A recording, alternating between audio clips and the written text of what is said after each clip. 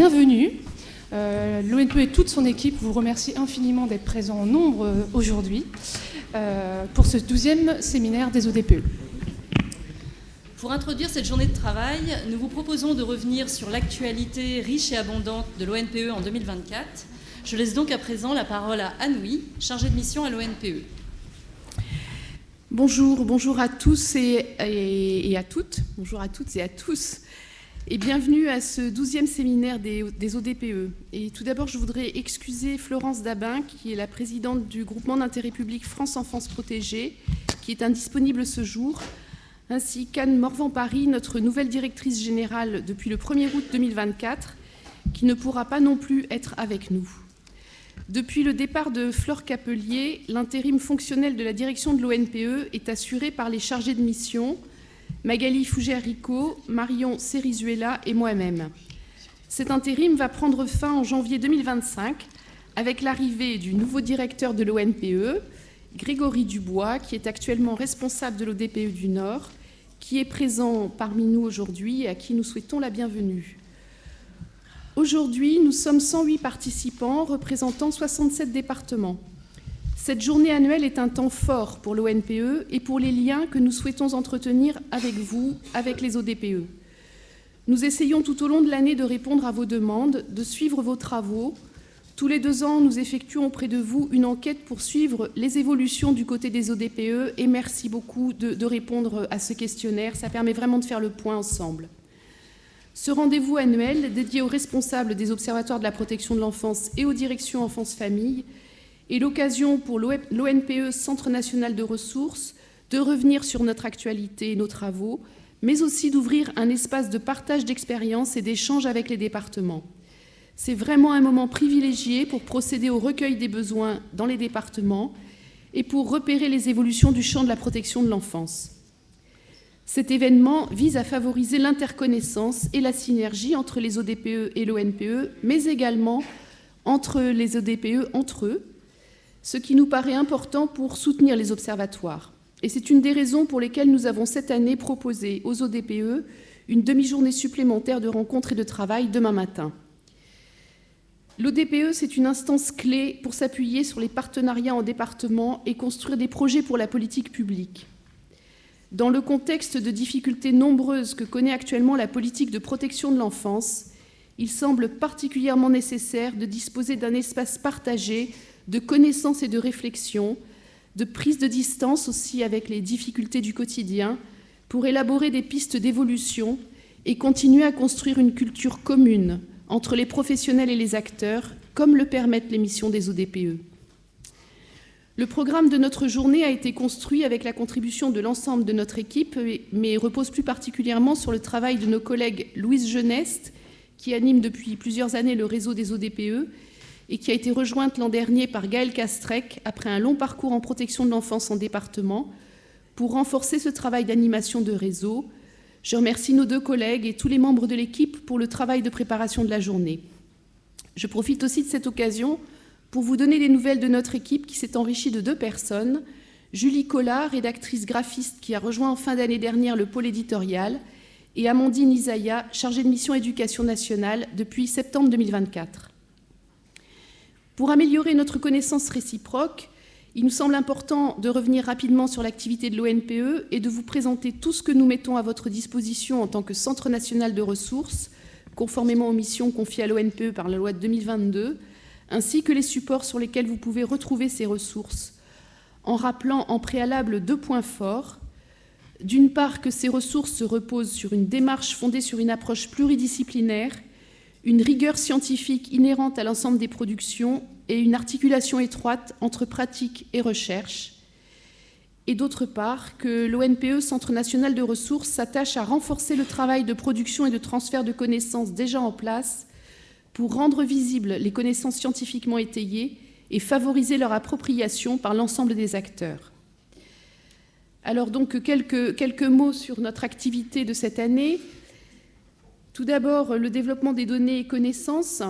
Le développement des données et connaissances, pour nous, c'est d'abord une mission de mise en cohérence et de production de données chiffrées, avec des productions récurrentes que vous connaissez bien, je pense, les chiffres clés en protection de l'enfance au 31 décembre 2022 pour la dernière livraison, qui sont établis à partir des données de l'ONPE, de l'adresse, de la justice, du SSMSI et des DETS.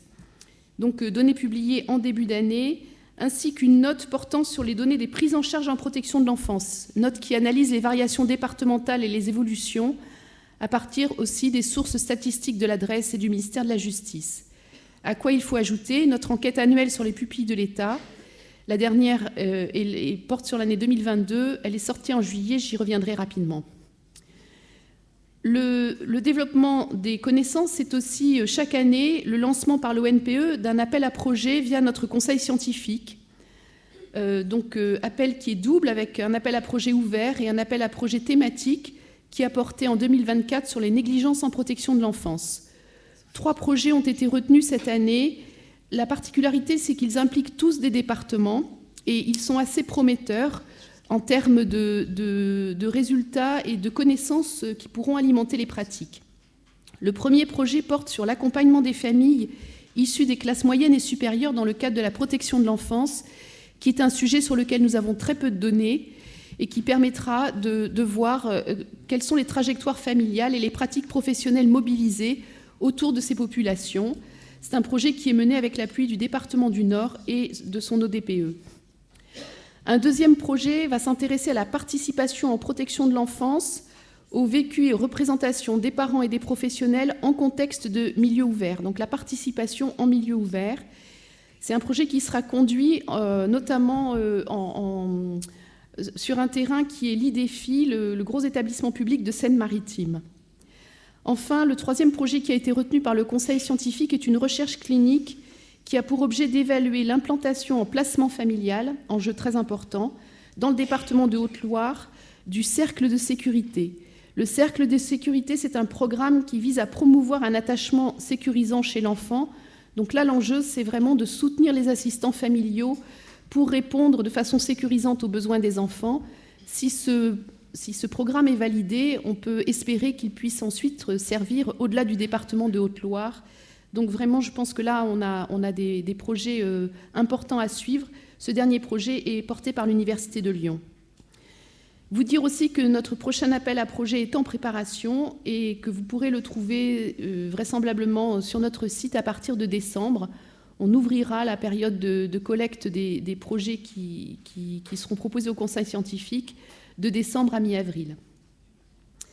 Au titre du développement des connaissances, l'ONPE organise des séminaires de recherche qui ont pour objet de diffuser les savoirs disponibles et de repérer les besoins de connaissances à combler. Ces séminaires sont organisés sur une année scolaire avec 4 séances d'une durée de 2h30, au cours desquelles 3 recherches sont présentées. Et ils sont ouverts à un large public en visioconférence. L'inscription était très simple par le lien à partir de l'information sur notre site internet. Dans le cadre du séminaire, nous mobilisons aussi un groupe restreint d'experts qui sont invités à suivre toutes les séances en présentiel pour accompagner les discussions avec les chercheurs dans la durée, repérer les points de connaissance qui émergent de la présentation des recherches, mais aussi les manques à combler, les besoins de recherche complémentaires.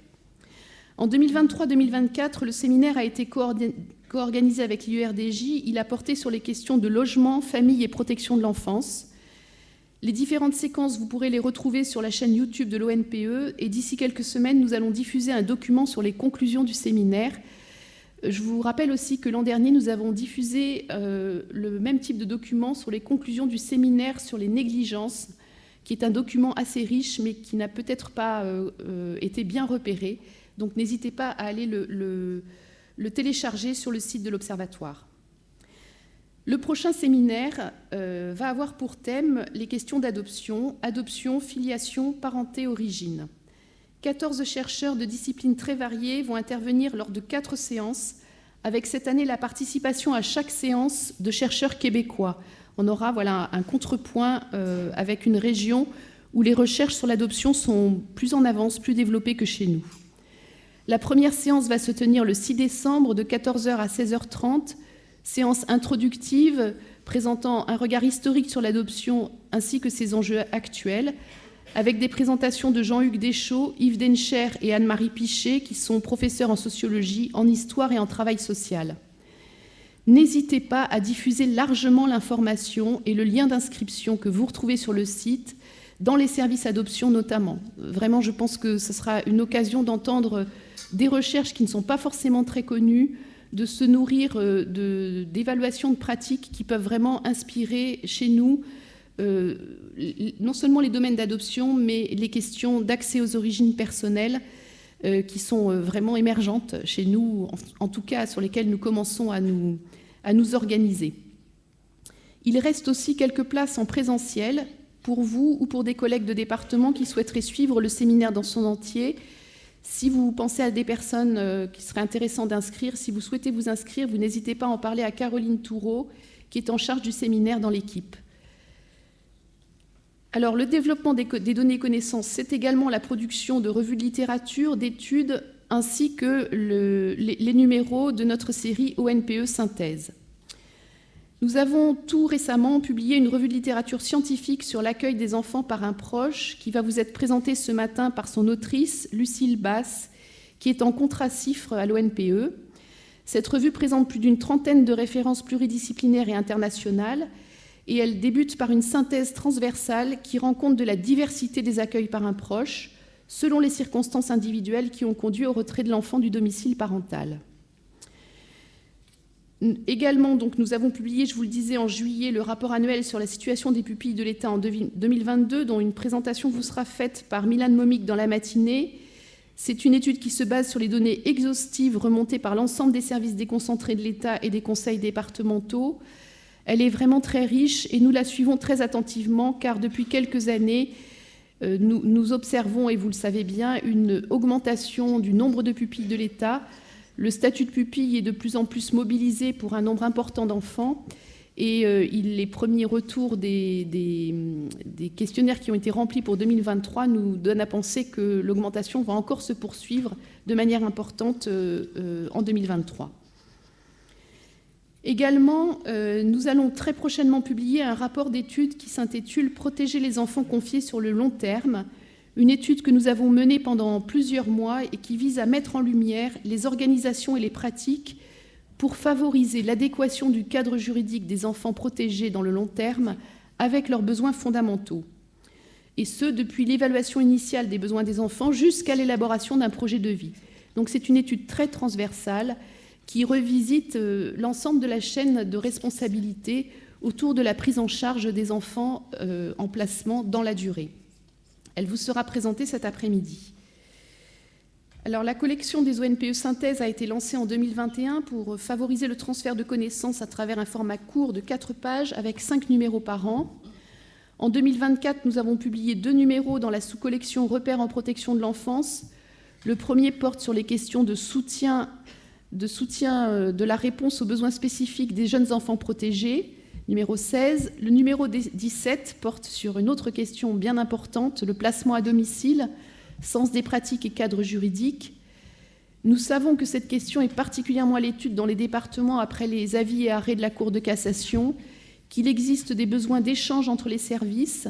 Alors, ça ne pourra pas être traité aujourd'hui, c'est une question complexe. Simplement, nous voulions bien vous signaler l'existence de ce 4 pages qui tenter de faire un état des lieux des problématiques autour de cette pratique.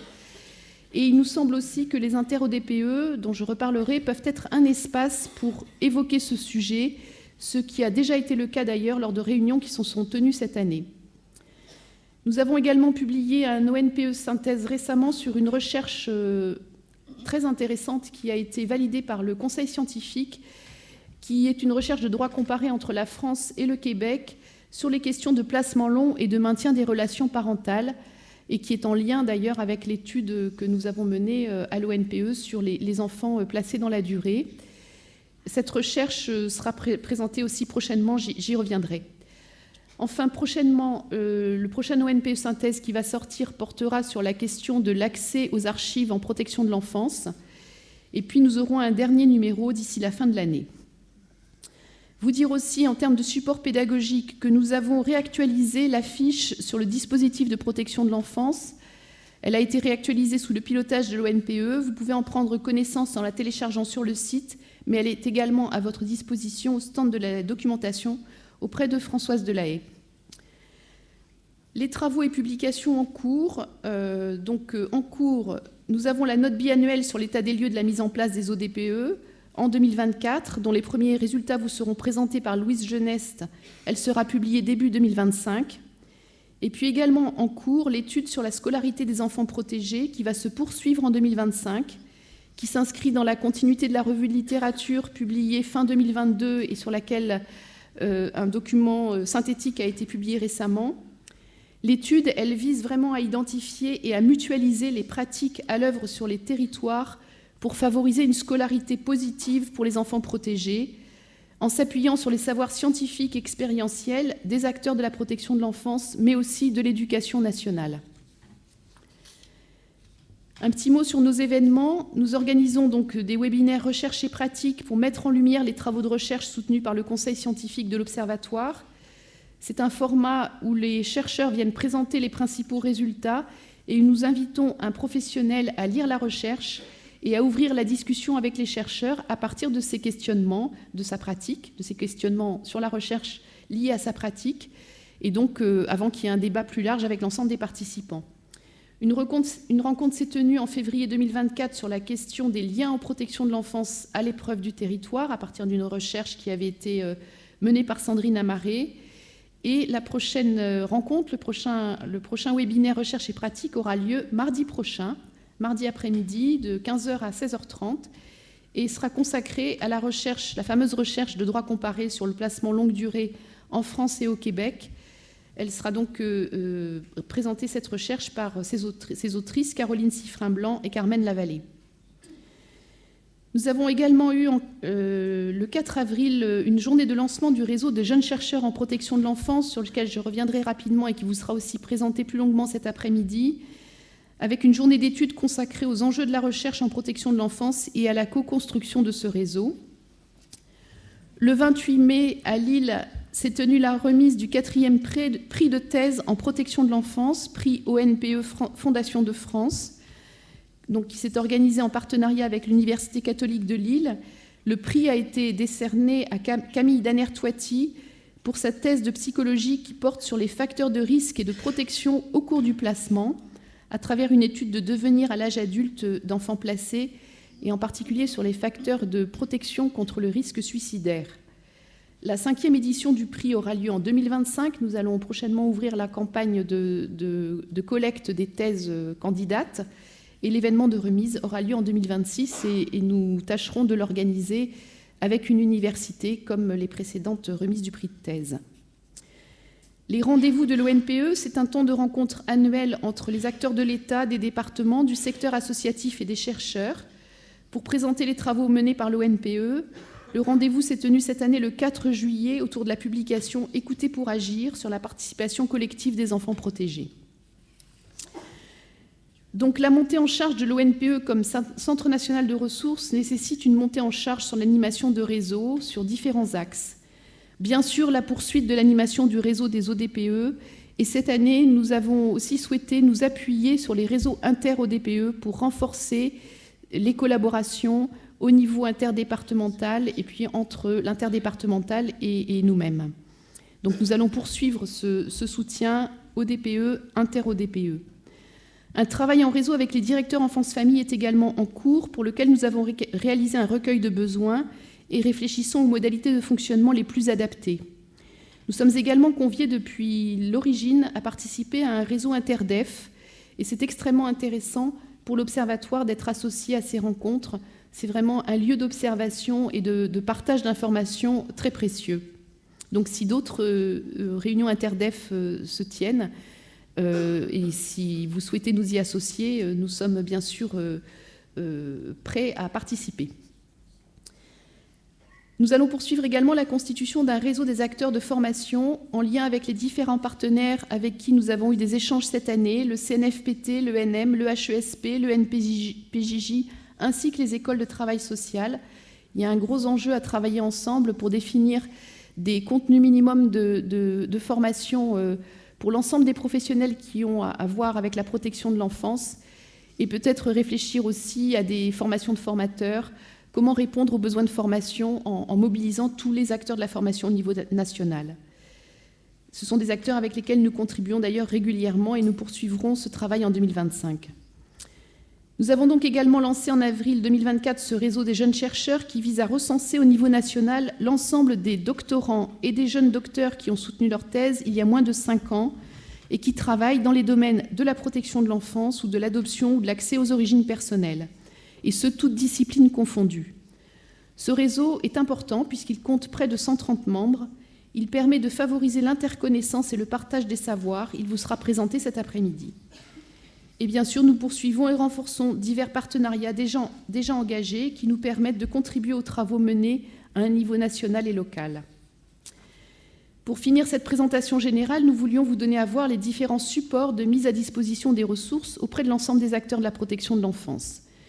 Et en premier lieu, le nouveau site internet de l'ONPE, Centre national de ressources, qui est accessible depuis le mois de juillet après plusieurs mois de travaux.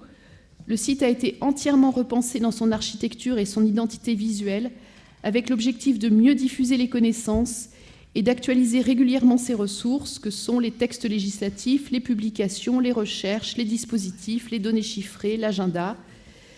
Le site va vous être présenté plus en détail dans la matinée, mais là encore, n'hésitez pas à nous faire connaître vos retours. Nous sommes vraiment preneurs de vos réactions, de ce qui vous semble intéressant, de ce qui peut vous sembler manquer.